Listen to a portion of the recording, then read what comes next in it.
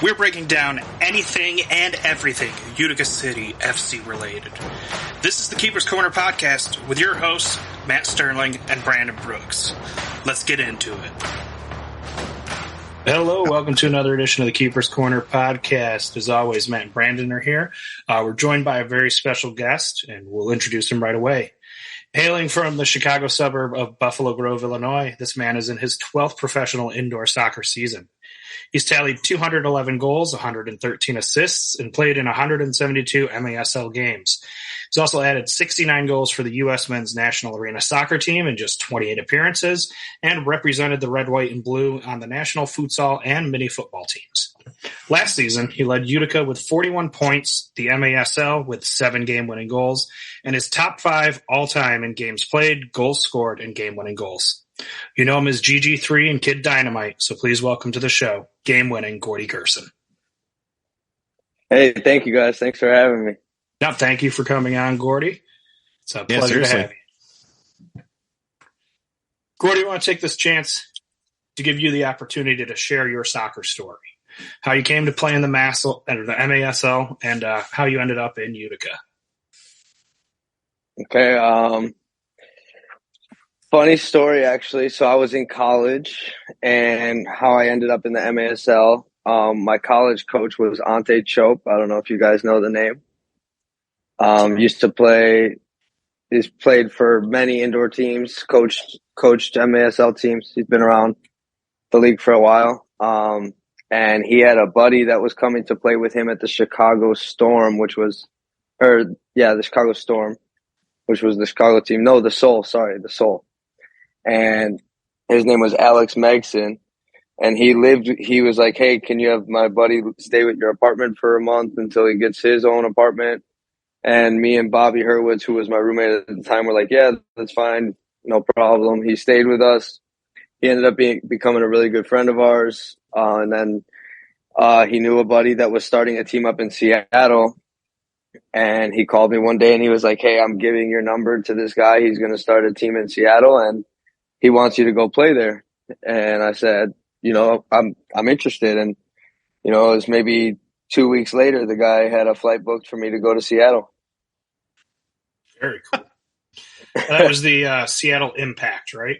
Seattle Impact, which lasted, I think, 12 or 13 games. It was fun while it lasted, though. One of the best experiences I had in the MASL, for sure. Yeah, and that kind of leads right into the next question. Throughout your career, between Seattle, unfortunately having to fold and sell their games to the Tacoma Stars, and you've been part of the move from Cedar Rapids to Orlando, and then you were also there when Orlando unfortunately went under. We know this obviously affects life of players, but how do you guys ignore all the rumors and outside noise when something like this is going down? For me, it's a lot easier. The only thing I had as a dog and my family back in Chicago, so I'm able to move. So to me, it's just I just want to play soccer. It doesn't matter where, it doesn't matter how. I just want to play soccer, and especially honestly, now that I've been around the league, it's nice to know that playing in front of good fan bases is obviously more enjoyable because you have more things to do. You keep more people happy, and you get to inspire more kids. That's good to hear. Yeah. It's a good outlook on it. Yeah. Like I said, Seattle was one of the better situations that I've been in as far as players being taken care of, but we also got 75 fans a game. So, you know what I mean? I would rather have the fan base than anything else. The fan base to me is the most important thing because that's really, at the end of the day, why we do this.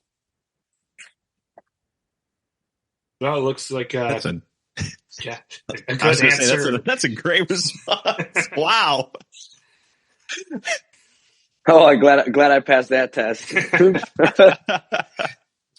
I think some of the fans around the league kind of have this view where you might be a little bit of a cocky person. That was a very humble response that should help put them in their place. No, they just give me more crap for diving than anything else. Okay, listen, I'm not going to say that we didn't give you crap when you were on like Orlando, for instance. So, oh, for sure. I'll never forget when Tommy Tanner was with the Syracuse team. Mm-hmm. He wrote up an article that had said like top 5 things to know about the game when I was coming to play against Syracuse, and number 1 was Gordy Gurson, the flopper. And I called him out on it the other day. I was like, Tommy, I'll never forget. I ended up scoring like 4 goals that game. Oh, it just fired me up. It was awesome. Yeah, that's one thing you never want to do for any athlete is just give fuel to their fire. Oh, for sure. Brandon, you mentioned Orlando, which the first time, you want to take this one? Oh, can I ask mine? Yes, yeah, go for it. Gordy, I literally had one question lined up for this entire thing. Matt's the stat man. I like to know the weird stuff. So one of the things that we may or may not have busted your chops on Orlando was the hair. I went back and watched the 2 Orlando games, and the blonde hair of you, Schmerman, and Alvarez. I need to know why was that a loss? Did you guys lose a bet? Like, I really need to know. It's kind of just, we're in the sun all day. We're bored and we're feeling young at the time, definitely more young than I am now, but now I would say, I would more do it just to get my gray hairs out of the way. but back then I did it just for fun. Darn, I was hoping for a really good story on that one. Yeah. No, I can't give you a good story on that one. That's the truth of that. Yeah, I like I said, I can't say that we didn't give y'all crap for it. It was definitely a topic of discussion in the stands.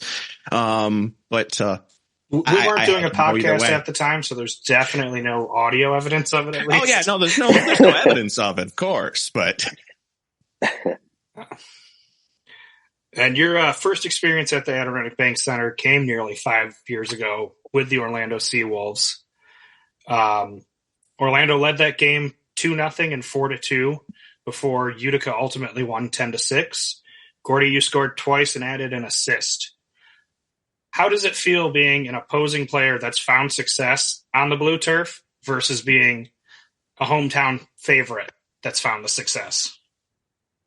Anytime you're with the home crowd, the vibes are just totally different. To me, it's more of like when I go on the road, to me, it's how can I keep the crowd away from the game? Mm-hmm. And like, I love to put it on me instead of my teammates where when I score, I'm shushing everyone I can, and I'll take all the heat. A lot of people get mad about it. And I don't mind it. I feel like I've just been doing it for so long where it just doesn't bother me. Funniest story I have with that though, I was in Mexico playing in a foot 7 league there. Mm. And this away team is just talking so much crap to me. Just, Wedo white, basically saying, white boy, you can't play in this league. Go back to the United States. Like, or I was the away team. And like literally 10 minutes into the game, I scored the first goal. And I went up to the crowd and I shushed them and ran right by their whole crowd. I took like 5 beers to the face, and and I was like, okay, game on. But after the game, the fans came out to me, took pictures with me. They apologized. I said, what? I honestly, I love that. I love that type of atmosphere. I played around it my whole life, and to me, that just gets me going. Just real quick, that's the way I feel that it should be, is during the game, give each other flack back and forth. It's part of the game, part of the experience. After the match, like a lot of these people that, we've had issues with in the past that, maybe we don't like on the field. It's like, I always tell them after the game, like, I would literally just take you to 72 and buy a drink. Like, that's the way it should 100%, 100%. Yeah, everything ends when the game ends. Yep. It has to.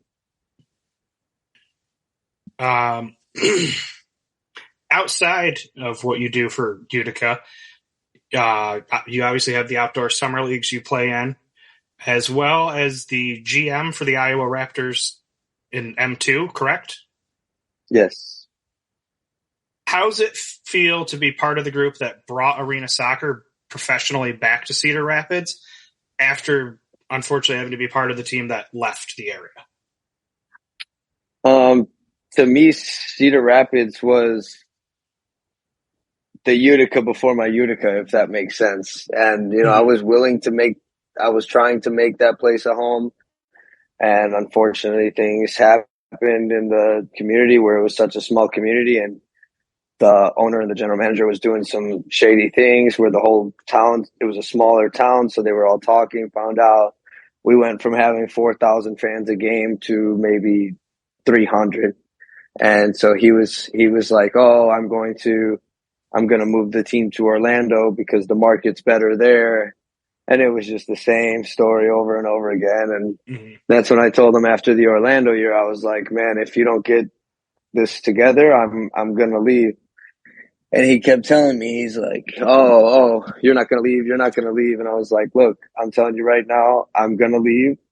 And I'm just telling you this because I was good with him. And then I ended up leaving, and then literally, I think it was halfway through the season for the Seawolves, he ended up leaving the team anyway. Yeah, that was so good thing I got to sense that coming before it was my first year in Orlando. Yeah, really. But that's great that you were able to help bring back the arena soccer to the area that you knew and loved before Utica. Oh yeah, no, definitely. Yeah, I felt like that town deserves it, and I would love to bring M1 there. Obviously, it's not the right time right now, but maybe it's a plan in the future. But for now, M2 is a great start, and we're starting to get decent crowds out there, and I think it's good for the community to have that. Fantastic. Could be worth a road trip for us, Brandon. I was going to say, I'm always looking for different places to go. Yeah. Half the time we go to Harrisburg, and I told myself at some point I'm going to get to us versus a Baltimore game. It's going to happen. I'm dreading it. Well, this weekend sounds like a good opportunity. Oh, yeah. You missed the home opener. It's the least you could do. You can't go 0 for 2. I've already done a spur of the moment trip to Harrisburg when y'all went down there in the snowstorm. We followed down in that snowstorm, and that was crazy. That was terrible. Yeah, that was bad. And that was literally we decided that we were going at noon that day. And then we had to come back that night, right? Didn't we have another game here? Yeah. And we drove back that night too. Like, it was not, we didn't have anything planned. We didn't stay down there. So at least it was a little bit better on the way back, but not. That's probably the worst part about our job is those double headers where you don't even get good sleep. You're driving through the night and then playing the next day at 2:00 when you just played at 7 p.m. Mm-hmm. Yeah, I imagine that takes its toll really fast. Oh, 100%. All right. So as the GM, you're obviously familiar with having to make tough decisions for roster. And this offseason saw Utica make one of those tough decisions. They brought in Frank Tayu. They sent out Swift and Mijatovic. Swift had been here for 2 years. Mijatovic for half a season, then signed the extension. How does a trade like that affect the rest of the team as far as chemistry and comfortability with their positions? With Steph just signing 3 years, I'm sure he probably did feel comfortable, and for that to just happen, right before preseason, it's not an easy adjustment. So hats off to him for, taking it on the chin and now doing his thing in Empire. Mm-hmm. And same with Quentin. It's not the easiest thing to do at all. But as far as a new player coming in, they gotta be scared, especially if Utica's willing to give away players that had a huge role on this team last year. So I think it keeps our level high at training. It keeps all of our guys, trying to work for a spot because they always want to showcase themselves because you never know who's next. But at the end of the day, it's a business, so we have to understand that, and they're going to do what they got to do at their end, and our job is just to perform on our end. So, yeah, very well said. And I'd get, seeing that as a motivator instead of something that's going to make everyone uneasy and uncomfortable is definitely a good way to take it. Oh, for sure. Yep. We got just a couple more for you, then we'll let you go. Again, thank you for your time. During the stream on Saturday, Ray Biggs asked for his Twitch question of the day. This one's a little more fun. What is your favorite holiday movie to watch at this time of the year? And we kind of have a part 2 off of this based on a debate that happened in our podcast group chat. Is Die Hard a Christmas movie? Ooh, Die Hard. I'll have to start with that and just say no. Oh. I'm going to have to go with no. And my favorite Christmas movie was probably A Christmas Story. Christmas Story. Okay, a class. Yes. Yeah. Okay. You know what? 1 for 1 and 1. I'll take that because Christmas Story. But Die Hard. That's a tough call to say. That is a tough call to say that's a Christmas movie. I will die on the hill that it is, but I fully understand those that. Good movie. Good movie though. Yeah, Brandon got a little excited over the Christmas movie. I have a yeah, sorry if I broke any hearts out there. I have a leg lamp in my living room, so like Christmas Story is my thing. As you should.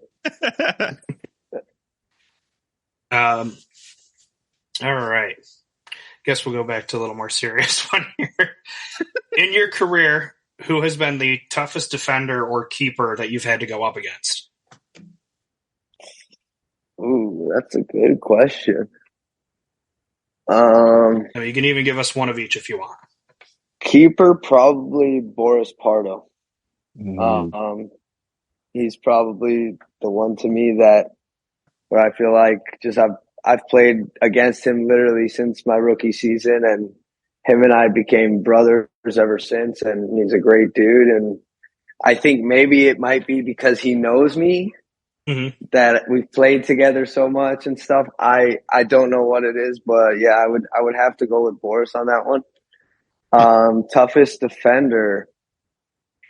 That's also tough.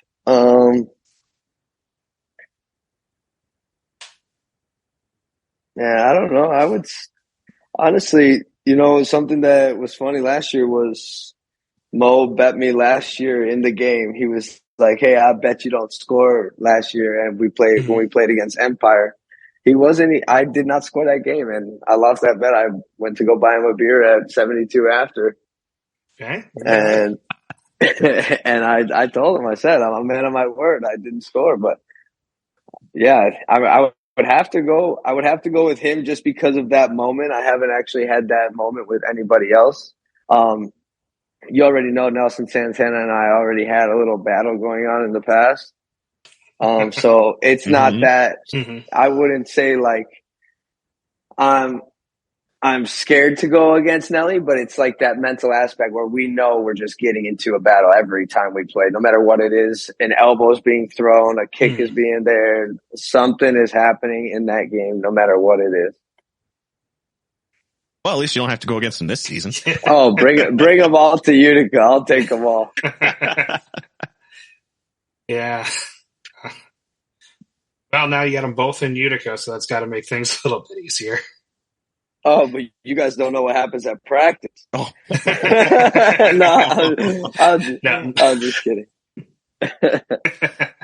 But they're honestly great additions to our team. We're honestly really lucky to have them, and I really think we have a good team this year. Yeah, it looked good, and I guess that leads right into this last question for you. 1 game down, 7-5 victory over the Heat to open the season.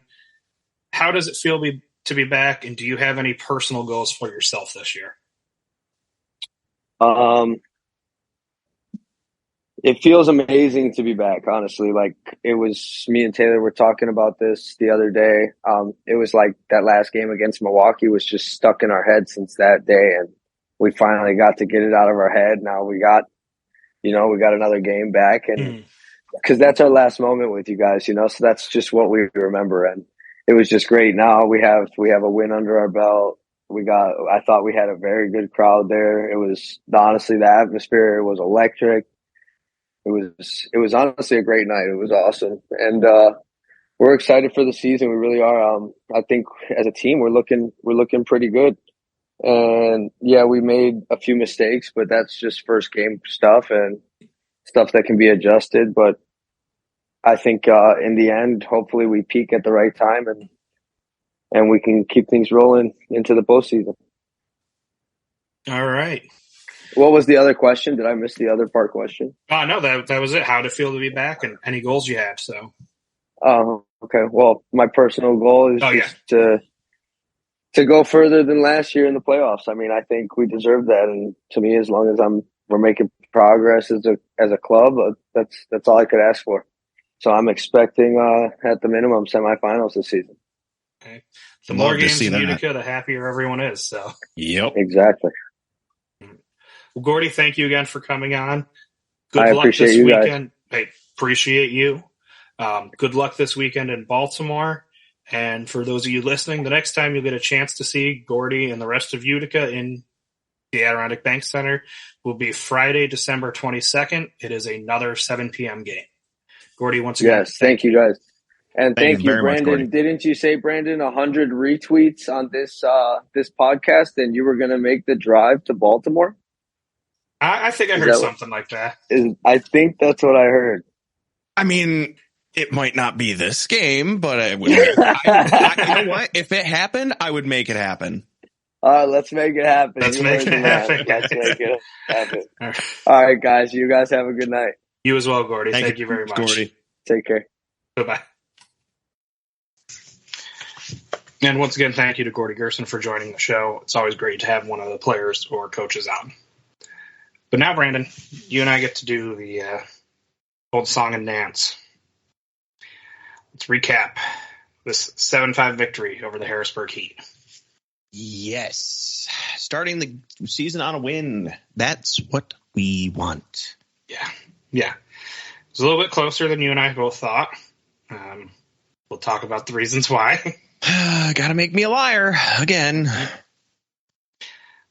I mean, I didn't want to call out Gordy to his face, but I did say he would get 2 goals and 2 assists, and he only had 1 goal and 2 assists. So. Okay, listen, I know the second one was credited to Gio because it went off of his foot. I get that. Gordy shot it. Yeah. Okay. Gordy shot it. I understand how that works. He was last touch. He was the last one on our team to touch the ball, so he gets the credit, and Gordy gets the assist. But technically, he fulfilled your request. No, it was 2 and 2. So either way, he was 1 short. Fuck you.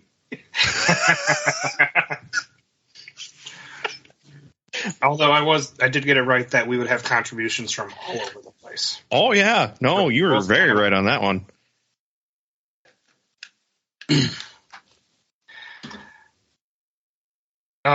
So for those who are just listening for the first time this season or ever, the way that we go about our recaps is we have 4 points that we cover. We cover a stat that tells the story, a play that changed the game, something that is positive that we should take away, and something that has to change moving forward. Brandon, why don't you take the stat that tells the story first? I don't want to. Can't make me. Okay. Would you rather I take it and then you can yell at me about stealing whatever stat you're talking about? No, I'm gonna do it. I'm gonna do this one. You can't stop me. Well, you said I couldn't make you, so which one is it? Well, fine. So this was a rough game, and I mean, it got rough towards the end. Mm-hmm. We literally saw 5 cards, all blue cards, in total, 2 against Harrisburg, 3 against Utica. In total, there was 14 fouls per side. Mm-hmm. So 28 fouls for across the entire game. And I mean, There was a lot of pushing. There was a lot of tripping. There was some dangerous play.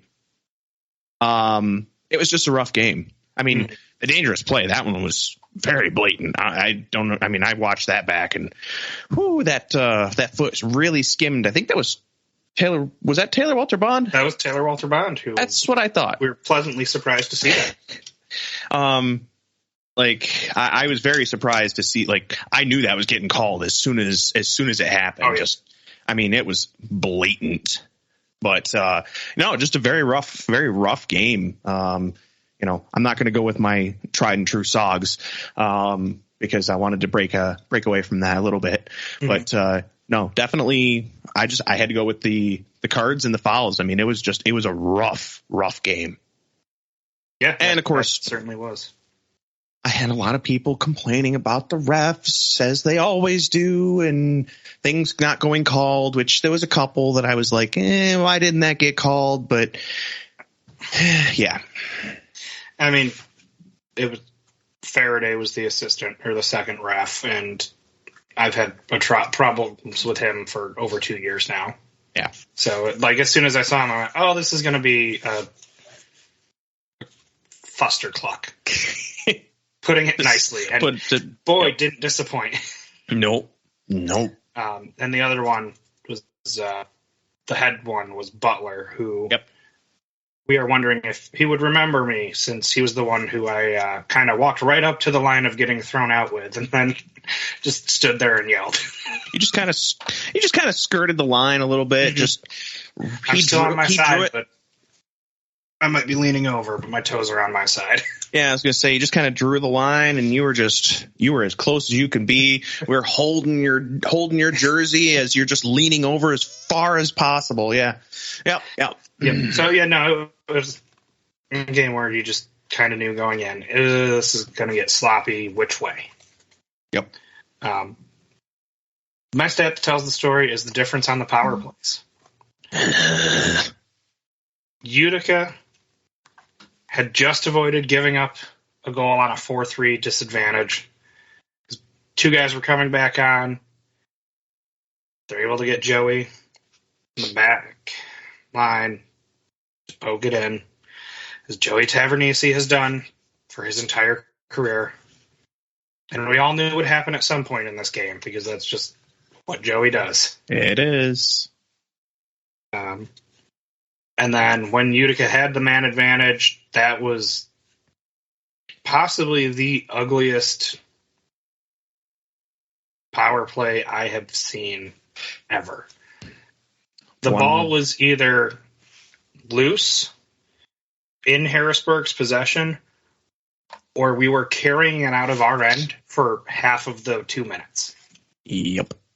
And when it was up in our attacking third, there wasn't a whole lot of urgency to find the net.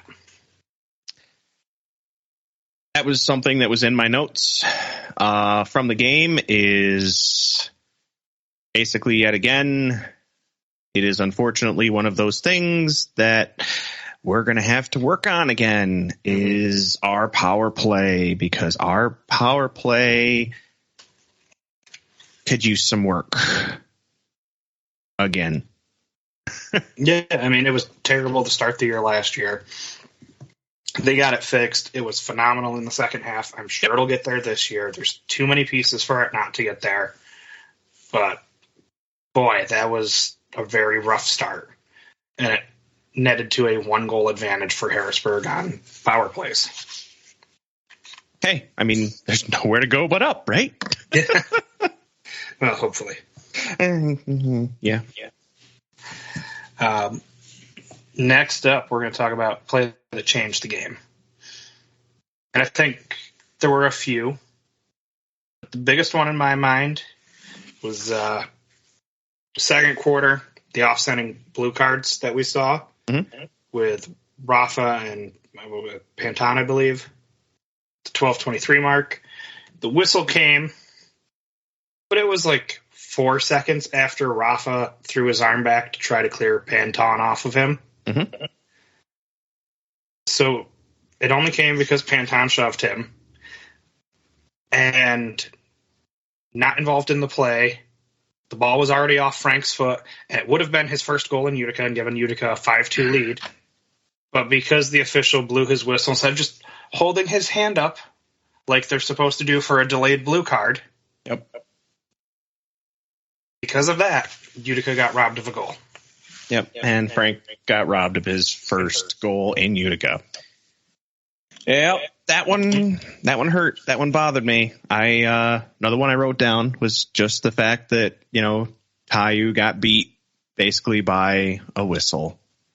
And that hurt. That really sucked because I was, as I'm sure a lot of people were, very excited to see the King get his first goal in Utica blue and white. Mm-hmm. And we got denied that, which was definitely unfortunate. Made me pretty sad. Mm-hmm. Not gonna lie. Yeah, I mean, credit to the Heat. They did very well with their defense on him. They basically ran a 4-man zone and then man-marked him.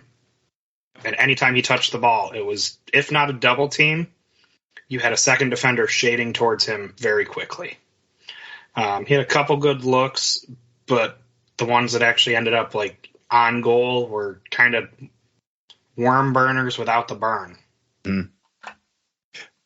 But because of that, as we kind of talked about, it created goal opportunities for others. Yeah. Because I noticed that, who was it? It was the double coverage that somewhat led to what was credited as the Gio Alves goal. Mm-hmm. He had two people. They had two people on Tayu. They got it away from Tayu. They got it over to Gordy, who then shot it and got the deflection with Gio. Mm-hmm. That opened up that goal. You could also somewhat argue that later on in the game, when it was Logan's second goal, that it was also a little bit of a, hey, Tayu's over here with the ball, and then Logan scored. There was two times where it was, hey, Tayu's got the ball, and all of a sudden then he doesn't, and someone else scored. Mm-hmm. Twice. So we definitely thought that might end up being the case because we do have a lot of good talent that can sink the ball. You want mine, don't you? Yeah, that'd be great. Yeah, I figured. We kind of got sidetracked there, but no, it was still on topic. It was, it. Clear my. You're not going to give me the credit, but it was on topic. I mean, it was, yeah. It was mine parallel. Mine wasn't even wasn't a goal, wasn't a save. Although the save that Andrew had, I believe it was in the third quarter. He had Joey and DePrima just knocking at the door and just save after save after save of him on the ground, basically. Was a fantastic, we got Mr. Stretch, and that's awesome. I would love to give it to that one. The biggest one for me was Nilton beating the breakaway. That one breakaway could have had it so that they had actually been able to, it could have changed the game. I mean, they could have scored there and it would have been a totally different ball game. But they didn't, because Nilton got back, beat them, cut them off, and was able to get the ball away from them, deflect it off the wall, and get it back into our possession. That was amazing to watch. And yeah, he broke up a 2-0. I loved it. That was so cool to watch. So that one took it for me, immediately. They had to really do something someone else really had to make a really big play to take that away from that one. Yeah, but it was huge. Yep. All right, let's go with something that needs to change moving forward. Needs improvement, needs, the usual stuff. Timmy needs to get back on the field. What was that? Timmy needs to get back on the field. Timmy needs to get back on the field. I know he's still recovering, but Yeah. This will do that. So, I mean, besides the obvious with the power plays, we showed that we're not afraid to take pot shots. Mo took a nice pot shot in the first. We had a few others that were just taking one-offs that we never really did up until we don't see that much from these guys. They're very cool, calculated plays typically. So seeing one-off shots that, potentially lead to a, giveaway. We don't see them very often. So I would like to see more of that in power plays. I feel like that's the time you maybe want to do that because there's going to be less coverage. So that would be the time that I would think you'd want to take those. I understand that you want to keep possession, but if you're not doing anything with it when you're keeping possession, what's the point? So yeah. I want to see more of those one-off shots in power play settings, which I believe would make our power plays more profitable, if you will. And that is my rant, and now I'm done. Okay. Yeah, no, I agree. There were times where it felt like they rushed the attack instead of working possession. And for stretches of the game, it was just counterattack. Neither team really possessed. Yep. For me, I guess it's two parts of the same, two sides of the same coin that has to do with mental mistakes. Mm-hmm. As great as that defensive play was from Nilton, a little bit later, we saw him whiff on a kick, just completely miss it. Yep. Head went down, kind of gave up on the play.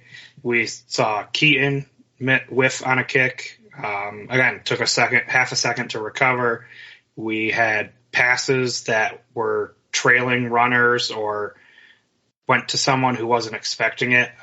Specifically, I can think of one on the run. Mo trying to get it to someone coming straight up the middle and behind him. And then the other one was Frank trying to pass the ball to Alava. Alava wasn't expecting it. He was sprinting off to get a change. Yep. In the middle of the field, ended up being a turnover. Those things are going to change because it's communication. These guys just aren't very familiar with everyone yet. You could see the familiarity with Frank and Mo on the field together. They kind of lean on each other a bit much. Oh, yeah. That will disappear the more that these guys play together. It's still a work in progress. They've had 2.5 weeks to practice. And of that, it's not like they're at game speed against other players out there that are, win or go home kind of attitude, It will get there. It's going to take time. How long it takes could be a big determination of how this regular season goes. Mm-hmm. But it's a very, very fixable problem. It is. And we need it to be a fixable problem. But the fact that was something I did notice was just the fact that there was not that familiarity yet. I could see it. I was seeing, just Frank not knowing these guys not knowing Frank, knowing Mo. And yeah, it's going to develop. It's just going to take a little bit of time. And once it is developed, then it's going to be nice. It'll be good. But you just got to give them a little bit of time to get the growing pains out of the way.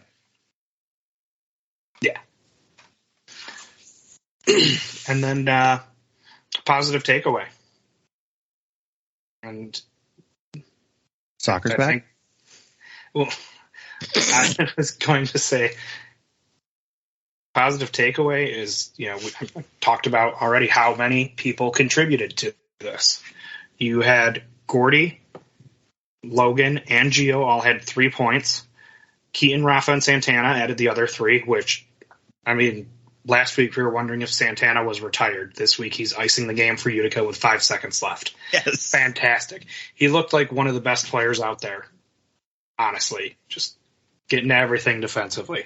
Oh, yeah. That goal for him tied the amount of goals he had last year. Gio's 2 assists and goal, his 3 points, matched his total from last year. Logan's 2 goals are the most he's had in a game since March 10th of 2019, and the 3 points are the most he's had since a hat trick against the Blast on February 8th of 2019. So this is the best Logan has looked on the stat line in, again, 4+ years. In a bit, yeah. That's the player we've gotten robbed of the past few years because of injuries. Yep. And if he can be 100%, that is a huge difference maker on the back end. Absolutely. That's something we need. I did hear that, some changes were made to like the roster, as far as where people are, yes. Juan Lava being full-time defender. Obviously that's just because we brought in a lot of. We were kind of asking for that anyway, man. Yeah, you're like Lava's kind of been more defensive anyway. Let's put him back there. Yep.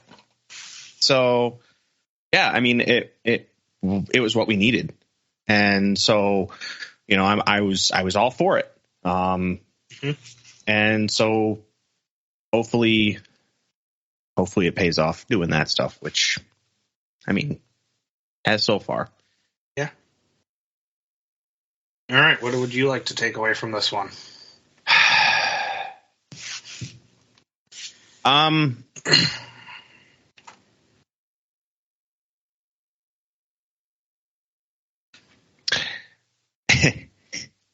So I think the one thing that I would like to take away from this one is is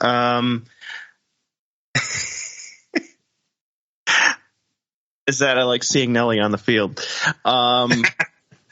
You look like you're about to cry and cry with laughter. Oh, it's something I never. Years of harassment we've given him. Oh, I never thought I would say that. But seriously, having Nelson yes. on this team is surprisingly really good, because he brings another level of aggressiveness, as we know very well from going against him. And there was just a few instances where it was just like he just completely took control on the defense. There was one time during the penalty kill, the one towards the end of the game, in the third, I want to say, or no, it was the fourth, where he literally he got in there. It went off of NDI, kind of went up in the air, and he took control and he just booted that thing down the field, but not far enough that it was a 3-line. He got it right smack in the middle of their zone, and it was just perfect, like a perfect clear that we needed right then and there to get it out of there to make them reset. So that right there, already earning his spot in Utica. And then, of course, the fact that he sealed the deal with another goal with an open netter at the end. Yeah. But not just that, not just those two specific things, but just throughout the game. Like, I watched him specifically, and he made things happen.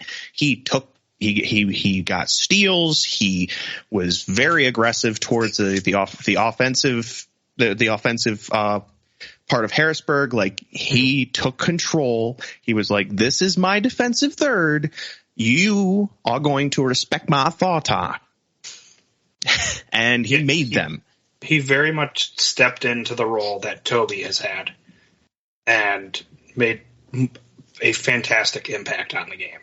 I was going to compare him more to Jake personally, because of that big enforcer. Yeah, I mean, I can see that. The veteran, I do definitely agree with the veteran presence. Like, yes, he brings that to the table. From, so he kind of feels that he's like taking Toby and Jake and slapping them together.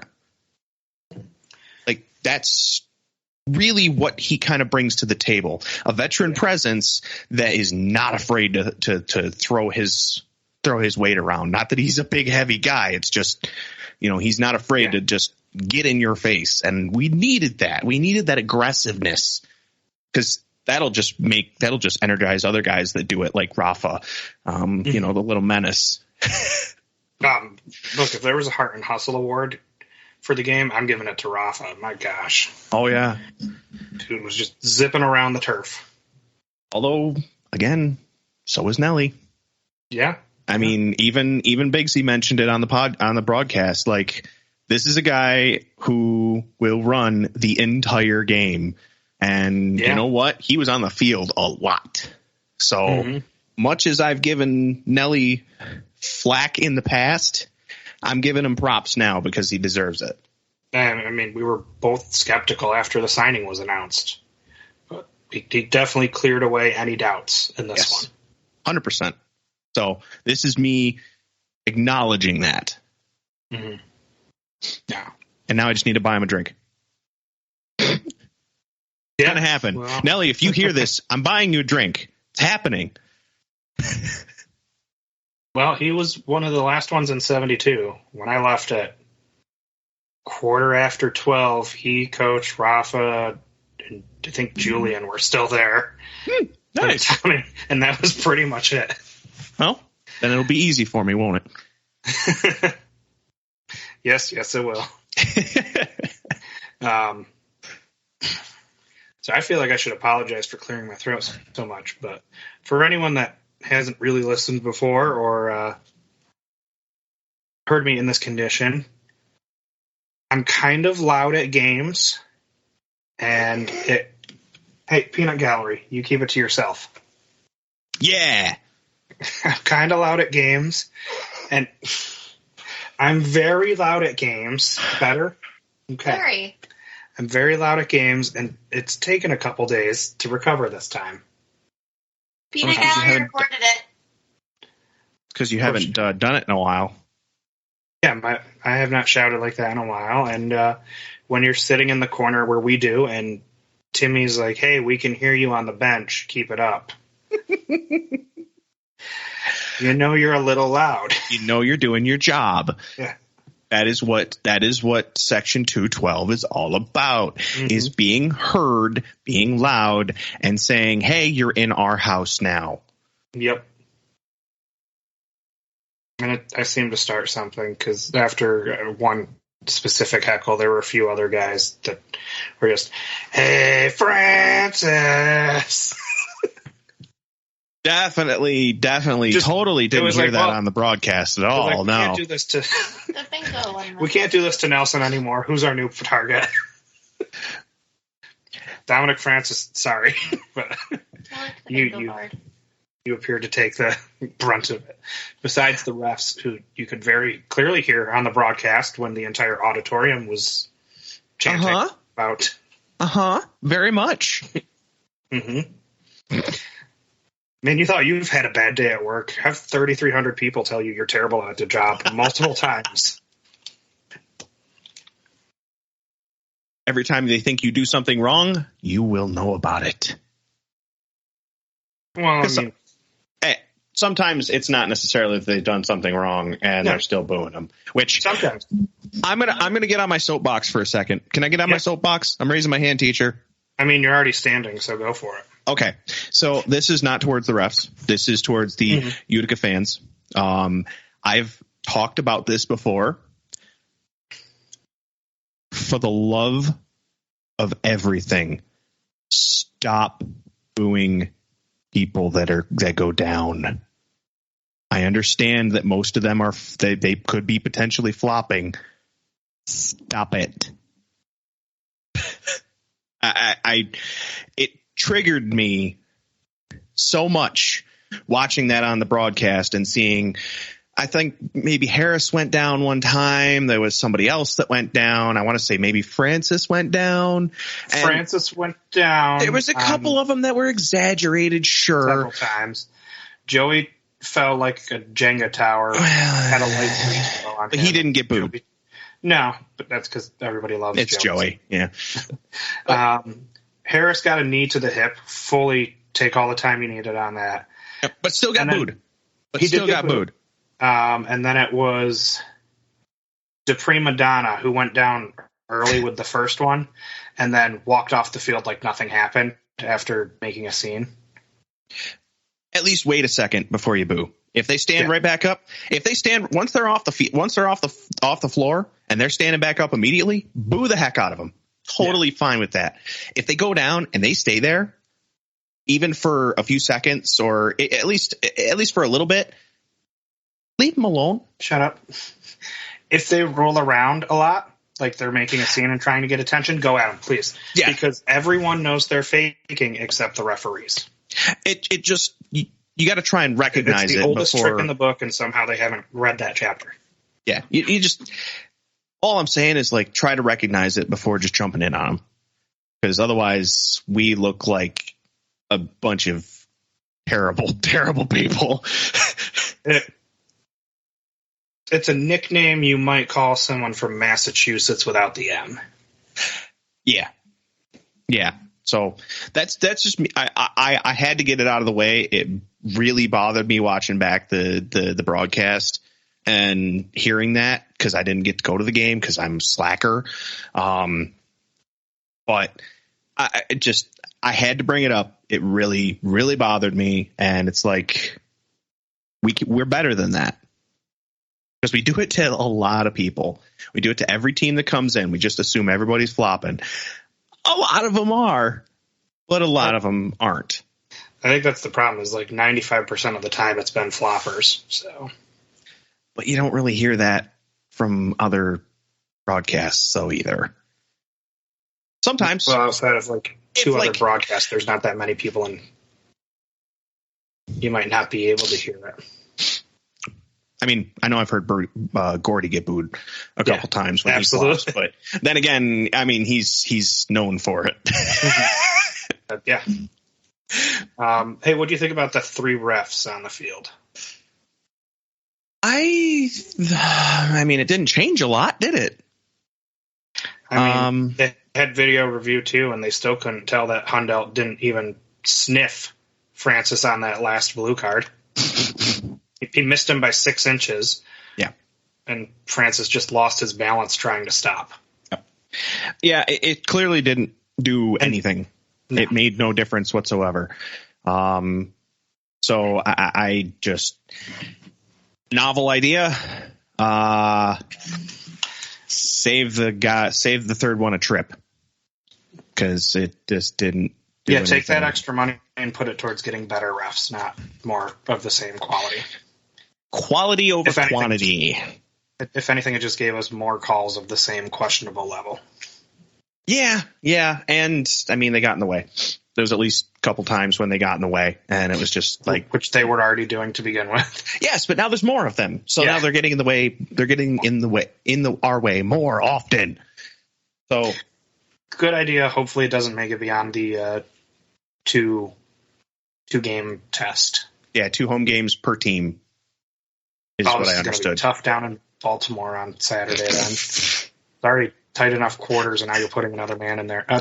Well, you don't know if they're going to use it against with Utica though. It doesn't have to be their home opener. It could be it's their first two home games. Oh, I didn't hear that. I didn't hear first 2. I just heard two home games. So I didn't hear first. So okay. First 2, which Baltimore, hey, they kind of got some news and then didn't do so well this weekend. Yeah. No, they really didn't. No. I mean, do you want to start with the news? I feel like we should start with the news. I agree with that. So last week we were speculating based on rumors, hey, these players may not be available and it may have to do with this, and, we'll figure it out. That was made clear when 5 days ago a Facebook post from William Vanzella blew up, in which he stated he will not be playing for the Blast. He has not retired. They could not even bother calling him. They had their lawyer sending an email saying that his contract had been terminated. Yeah. He was signed for 2 more years. He never sat down with anyone, never got a call from the president or the GM or the owner, and he's not in the least bit surprised about it. It's unfortunate and hopefully won't be the end of a great career, because as much of a pain as he was to try to beat, been a class act on and off the field. And oh yeah, no, it's there are teams in this league that could use a keeper. Yeah, I could think of a couple, at least one that comes to mind very, very quickly. I hope that another team scoops him up if he still wants to play. I hope another team scoops him up quick, fast, and in a hurry, because he is a top-notch pick for any team to have. And yeah, somebody's got to pick him up for sure. Mm-hmm.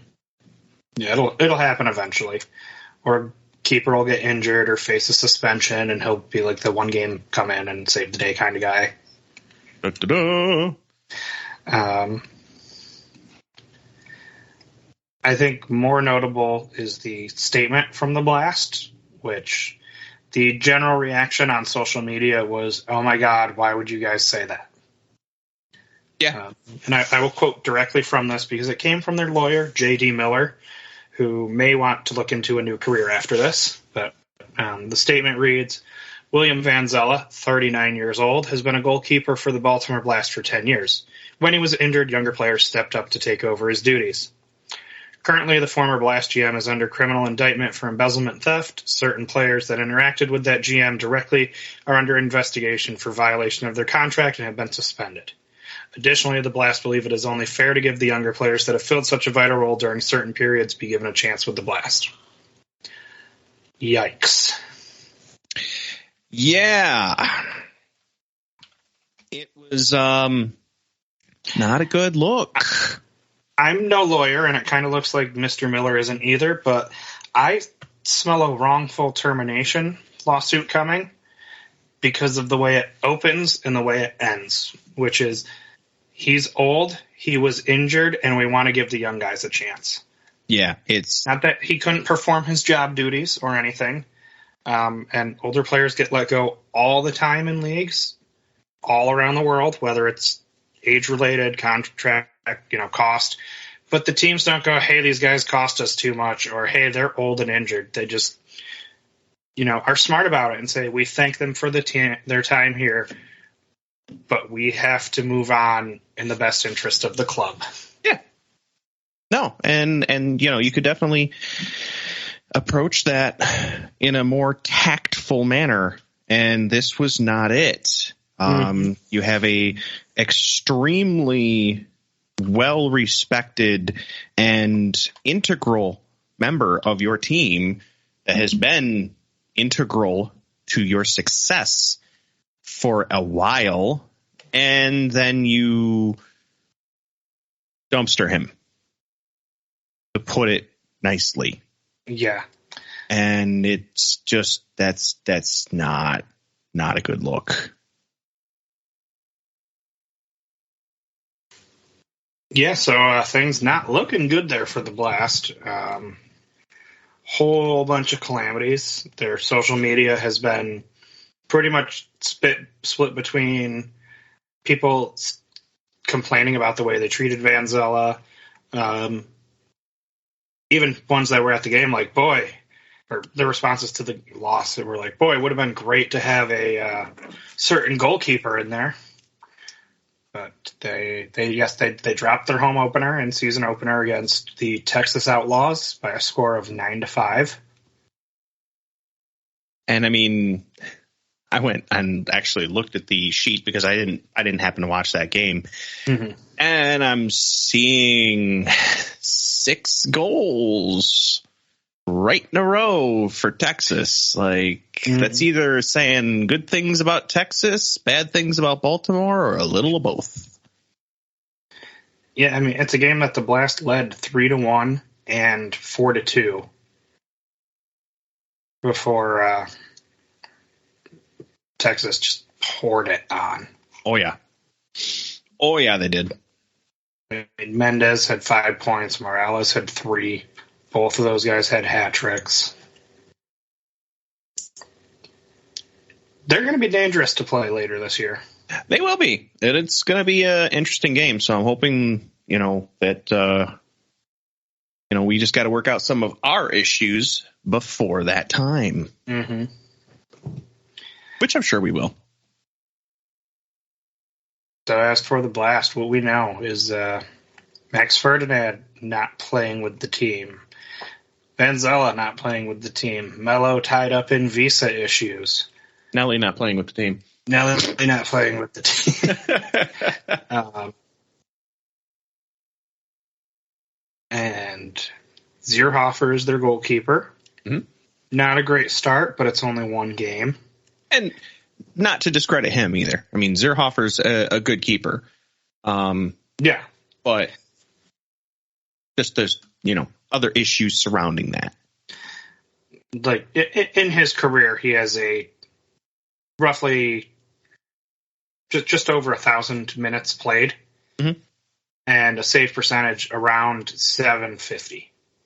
In this game, which was less than an hour of game time because of 6 attacker, he had a save percentage under 600, under 590. So, a bad game. It happens. It does. And it happens more often when you're missing defenders.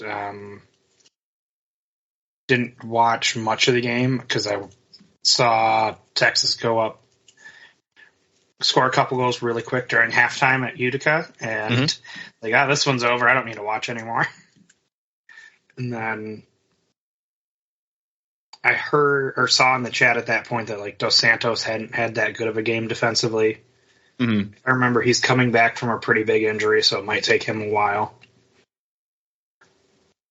On that small field, I don't know. What do you think? Is this a chance for Utica to maybe have the game that we expected this past week?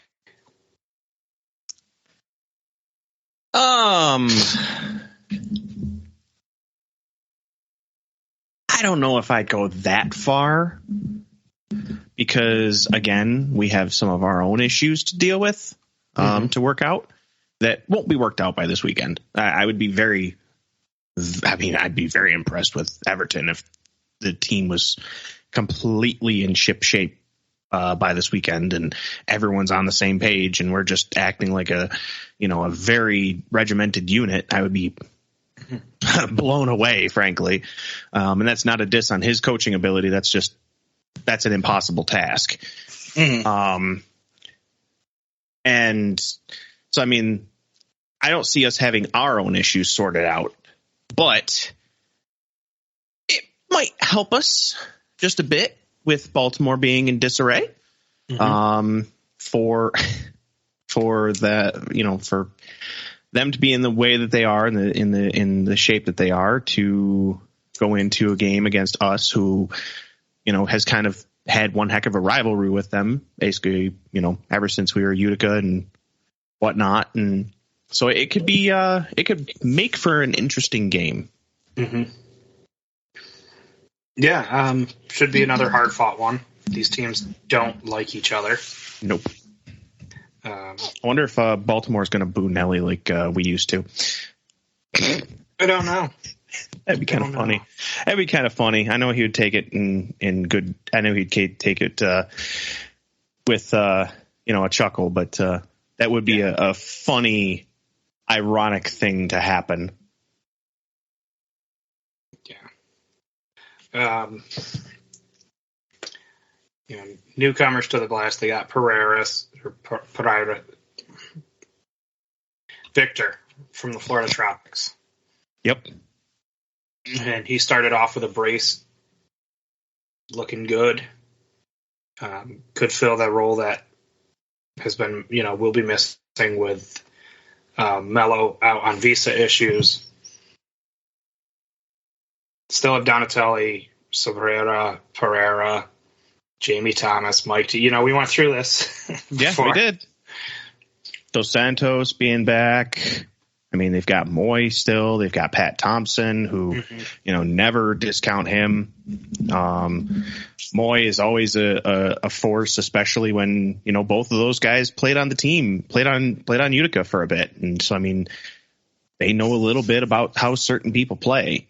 And they can capitalize on that. They can capitalize on maybe how Andrew plays or things like that. So, I mean, then they can relay that to other people. So you always have that in the back of your head, like, they relaying my secrets. And so, yeah, it could definitely be a problem. And of course, I mean, you also have to take into account, along with Nelson, along with Benzella, I mean, that's not all that they've lost. That definitely made them a force to be reckoned with. I mean, I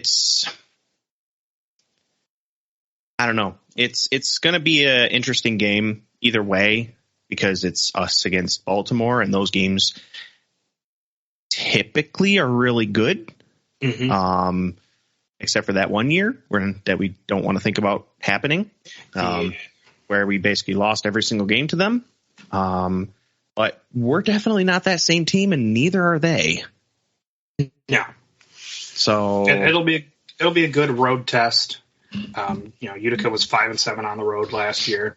Yep. But Baltimore was 10-2 at home. So. And they're starting out 0-1. Yeah.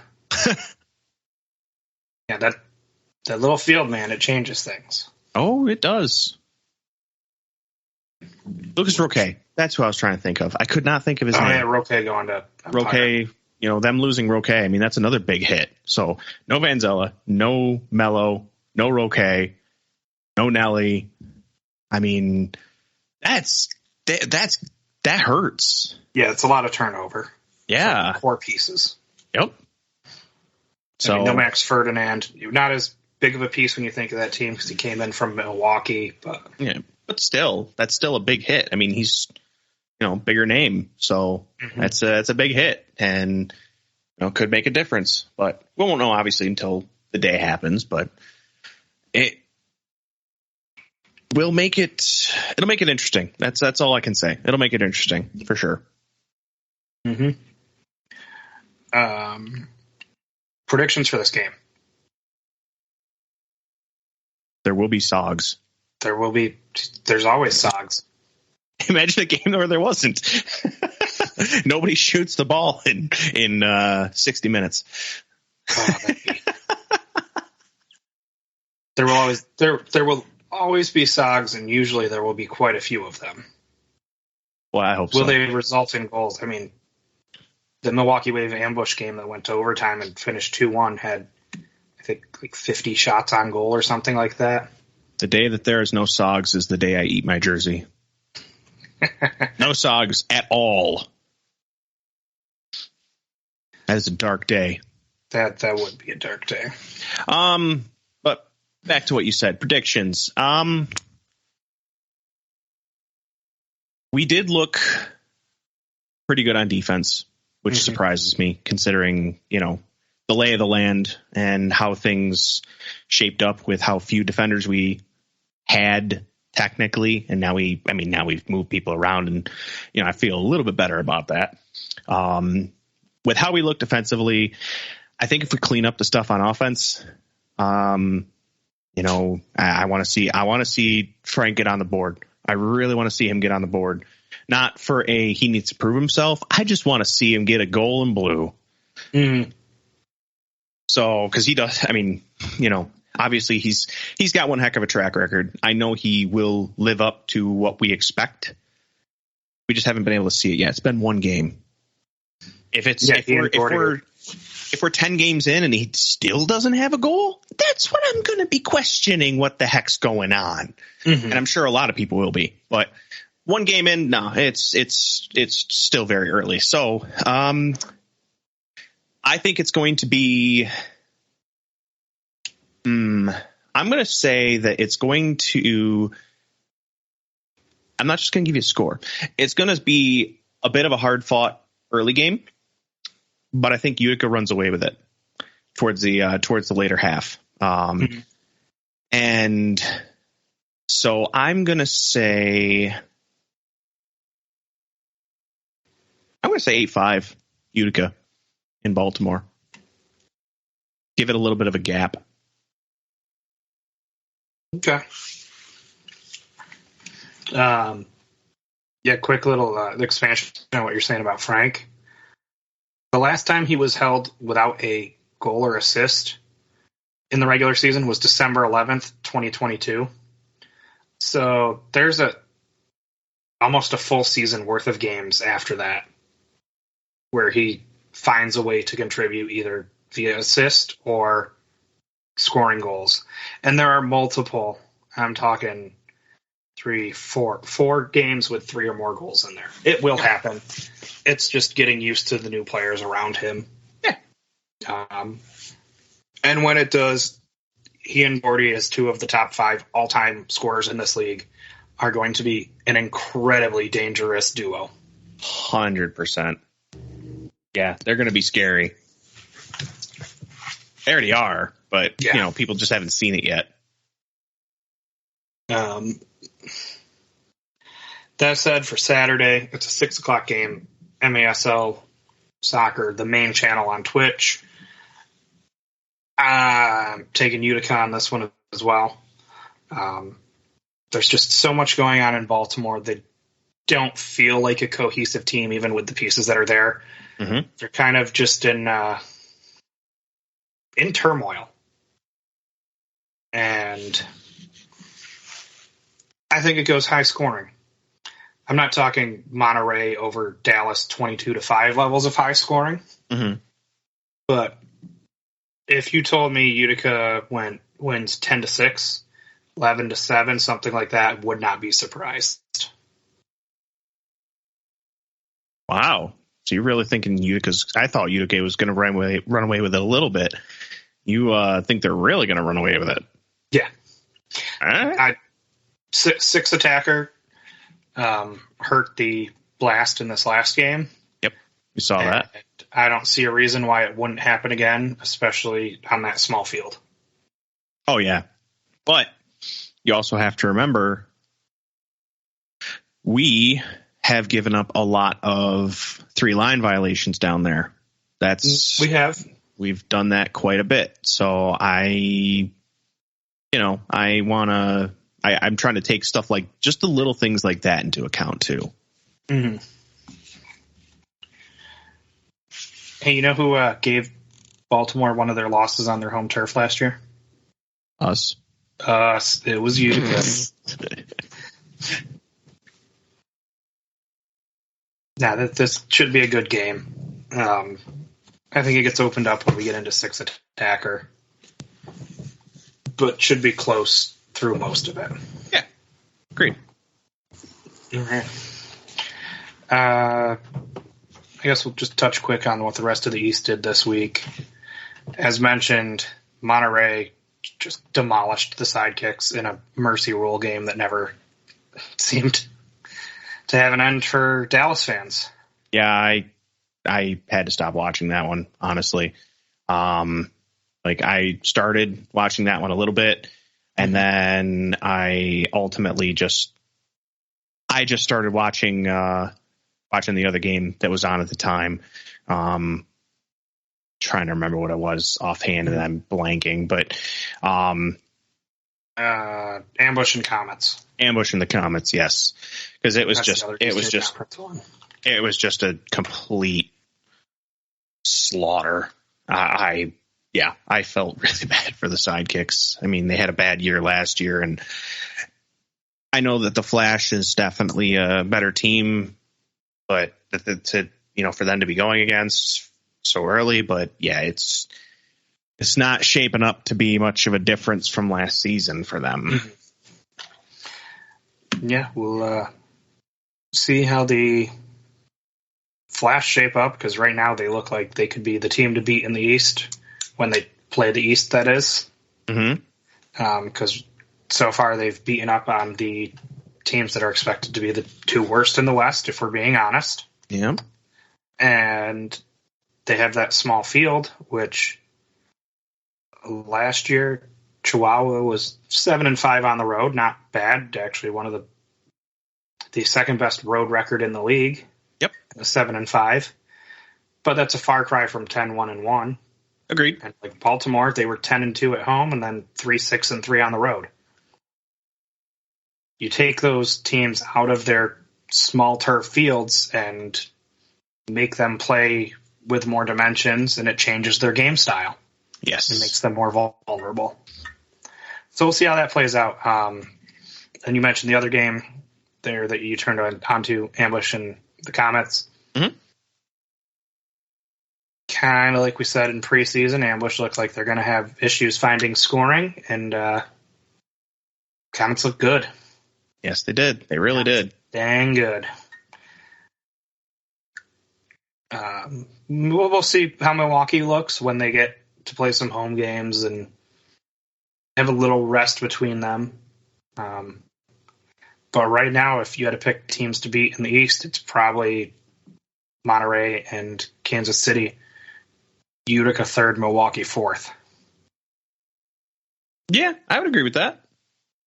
I agree with that assessment. And not just based on what standings are. But. No. All right. So that does everything for us this week. Unless there's anything else you wanted to add? Sogs. More Sogs. That's all I want. Sogs. Okay. As always, find us on social media, Instagram, Twitter, X, whatever you're calling it. I'm going to keep dead naming it. Threads, though, I've posted there a couple times, doesn't seem to get much traction, so might be in the back burner now until whatever happens with Elon Musk's site. Facebook. We have our TeePublic store. Get your Kid Dynamite, your King Tayu, your Nate the Kid, whatever fan gear you want. We saw some at the game on Saturday night. It's great to see it in public. It means you guys support us. It means you support the team. We love to see it. They are running 2 sales this month where everything will be up to 35% off depending on the item. And the first one started last week on December 1st, and it runs all the way until December 18th. Now, they handle the printing, they handle the shipping. Everything's made to order. So it might take a little bit to get to you if you wait too long. Might not get it before Christmas. Or it's great. There's a Christmas sale that starts right after Christmas. So there's a chance for you to put your Christmas money towards it if you want. Yeah, it's just it's an after Christmas present for yourself. No big deal. Exactly. But that's going to be everything for us. Thanks once again to Gordy Gurson for joining the pod. Thanks for listening. Brandon, you got to make the next home game. Yeah, Gordy, thanks for throwing me under the bus. I appreciate that. I am a man of my word, and if it happens, then it won't be this game. I will tell you that right now. But I will make it happen for one of the games this season. I just want to tweak it a little bit, because 100 retweets is stupid easy to do. Because all you have to do is put 100 retweets. Yeah. People on. Let's get 100 listens. 100 listens. We typically get 100 listens would double our audience size for the week. They just making it hard on people. I like it. Well, I'm saying that because no, I know. I think the last time we had Tim on, we got like 70 listens and then like 100 and something plays on YouTube. So it would have to be. Oh yeah, we don't do the plays on YouTube, so that'd be. We're not putting this one on YouTube, so yeah. 100 listens would be fantastic. It'd be huge. Yeah. All right. Let's get this win. Thank you for listening to the Keeper's Corner podcast on whatever podcast app you use. Please make sure to hit that subscribe button so you never miss an episode. If you'd like to interact with us, you can find us on Facebook, Instagram, Threads, and Twitter or X, whatever you prefer to call it. We have a TeePublic shop where you can get UCFC player swag or help support the podcast. Thank you. We appreciate it. And one last thing. Go Utica City.